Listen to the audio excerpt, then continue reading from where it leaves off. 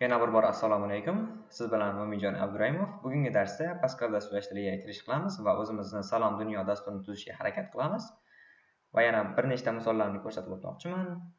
Va yana Pascal dasturlashtirigida kodlarni qanday stilda yozish kerakligi haqida ham qisqacha ma'lumot berib o'tmoqchiman. Demak, Lazarus dasturlash muhitini o'rnatgan bo'lsangiz, uni ishga tushirishingiz mumkin. Mana yuklanmoqda. Va bizga quyidagi oynalar chiqariladi. Bu oynalar bilan biz grafik ko'rinishdagi dasturlar tuzishimiz mumkin bo'ladi. Lekin biz grafik dasturlashni keyingi bo'limlarimizga qoldiramiz va bularni yopish uchun file menyusidan close all tugmasini bosamiz. Saqlamaymiz mana va console application yaratamiz. Console applicationlar bilan biz dasturlashni o'rganishimiz juda qulay bo'ladi. Demak, file new project console application, okay. Hozircha saqlamaymiz. Va code generation optionlar chiqariladi. Bu code generation optionlar Free Pascalni ba'zi bir imkoniyatlardan foydalanish uchun va obyektga yo'naltirilgan dasturlash uchun juda qulay. Lekin biz hali bular haqida keyingi bo'limimizda gaplashamiz. Demak, cancel tugmasini bosamiz va bizga source editor chiqariladi. Biz bu yerda o'zimizning kodlarimizni yozishimiz mumkin. Bu yerdagi mana bu kodlarni ham bizga hozircha keragi yo'q. Bular haqida keyingi darslarimizda gaplashamiz. Demak, bizning asosiy kodimizning ko'rinishi quyidagicha. Program deb dasturga nom beramiz va har bitta kodimizning tugallanganligini bildirish uchun nuqtali virguldan foydalanamiz. Bu yerda esa dasturni so'nggi kodi, ya'ni tamomlanganini bildirish uchun nuqta qo'yilyapti mana. Begin endni ichiga o'zimizda asosiy main kodlarimizni yozishimiz mumkin. Ya'ni bu main blok hisoblanadi. Pascal dasturlash tilida ekranga xabar chiqarish uchun write va write-elan xizmat so'zlaridan foydalaniladi. Bularning farqi nimada? Bular misol uchun write xizmatchi so'zi ekranga misol uchun salom degan so'zni chiqarsa, undan salom degan so'zni chiqarib bo'lib, kursorni so'zdan keyinga qo'yib beradi. Xuddi mana shu ko'rinishda. Write-elanda esa salom deb ekranga xabar chiqaradi va kursorni yangi qatorga tashlab beradi. Bu ba'zi bir holatlarda ma'lumotlarimiz o'qilishi osonroq bo'lishi uchun qulay bo'ladi, ya'ni ishlatishga qulay. Xo'sh, buni o'chirib tashlaymiz. Write-elan va bittalik qo'shtirnoq ichida birorta so'z yozamiz, misol uchun salom dunyo. Va dastur biror tugmani bosilishini kutib turish uchun, sodda qilib aytadigan bo'lsak, natijamizni o'zimiz ko'rishimiz uchun read-elanni yozib qo'yamiz yoki bo'lmasam read keydan foydalanishimiz mumkin. Demak, dasturni saqlash uchun quyidagi tugmadan yoki bo'lmasam Shift Ctrl S tugmalarini birgalikda bosib saqlashingiz mumkin. Mana dasturimiz uchun yangi folder yaratamiz. Folder nomi salom dunyo va proyektga nom beramiz va bu proyektni formati, fayl formati LPI, ya'ni Lazarus Project Information. Bu XML formatdagi dokumentatsiyadan iborat bo'ladi. Ya'ni dastur haqida ma'lumotlar saqlanadi. Demak, dastur nomi salom dunyo. Ko'rib tursiz mana, program xizmat so'zidan keyin salom dunyoga o'zgartirildi. Bu yer ham salom dunyo bo'ldi. Dasturni yurgazish uchun, kompilatsiya qilib ishga tushirish uchun quyidagi tugmadan foydalanishimiz mumkin. Yoki F9 ni bosasiz yoki bo'lmasa menyudan mana run qilishimiz mumkin bo'ladi.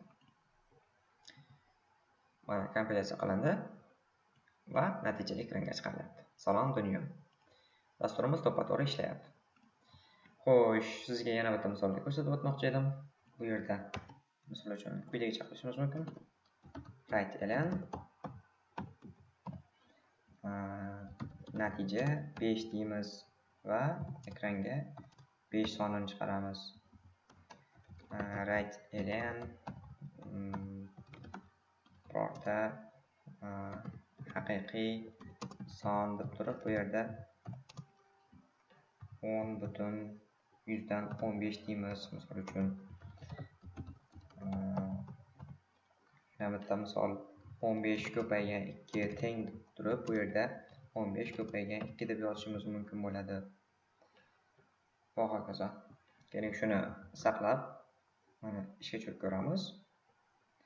Ko'rib turibsiz, bu yerda salom dunyo, natija 5, birorta haqiqiy son 1.01 deb bunaqa uzun ko'rinishda chiqib ketdi.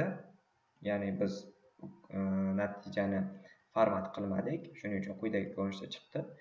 Bu yerda 15/2 deyapti. Keling, shu birorta haqiqiy son deganda bir ko'rib o'taylik. Bu yerda standart ko'rinishda chiqarib yubordi.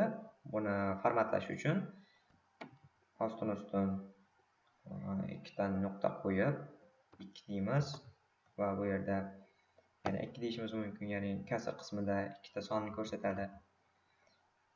Run qilaylik. Mana birorta haqiqiy son deganimiz mana bu yerdagi bilan to'ppa-to'g'ri chiqardi. Ya'ni bu formatlangan ko'rinishda. Agar biz bu yerda 3 deydigan bo'lsak, mana bu yerga bitta not qo'yib chiqaradi. 4 desak ham yana bitta not qo'yib chiqaraveradi. Demak, sizga ko'rsatmoqchi bo'lgan misollarim shular edi. Endi Pascal dasturash tilida qanaqa stilda kod yozish kerakligi haqida quyidagi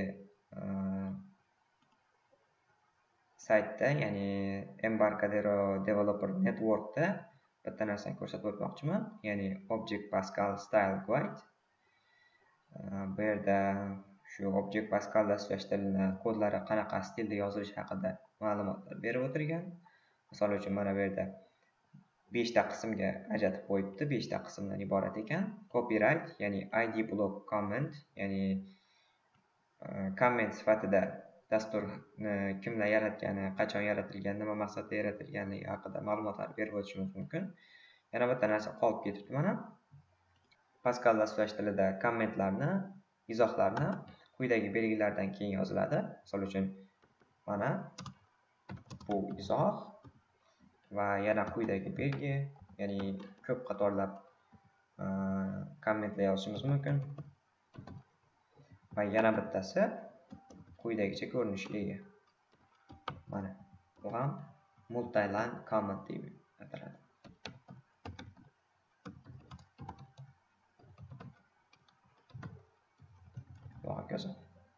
Ya'ni bu kommentlar kodimiz haqida gapirib o'tish uchun yoki bo'lmasam boshqa dasturchilar shu kodni nimaligini darrov bilib olish uchun kerak bo'ladi. O'zingiz bu yerdan quyidagi URL orqali bular haqida bilib o'tishingiz mumkin. Ko'rib yoki bo'lmasam biror joyda saqlab qo'yishingiz mumkin bo'ladi. Misol uchun statementlardan foydalanish, mana if statementi, massivlarni e'lon qilish ko'rinishi va hokazo. Va yana bitta narsa, wiki.freepascal.org da FreePascal haqida ma'lumotlar berib o'tilgan, ya'ni file extension haqida bilib qo'yganingiz ma'qul. Ya'ni quyidagi mana LPI formati nimani bildiradi, LPR nima, LF nima, pass nima. Pass bu Pascal dasturash tilida yozilgan kodning formati. Va hokazo. Bu yerda Delphi fayl formatlari mana. Demak, bugungi darsda o'rgatmoqchi bo'lgan narsalarim shu edi. Keyingi darsda o'zgaruvchilar bilan ishlash haqida dars qilamiz. Ko'rishguncha xayr. Salomat bo'ling.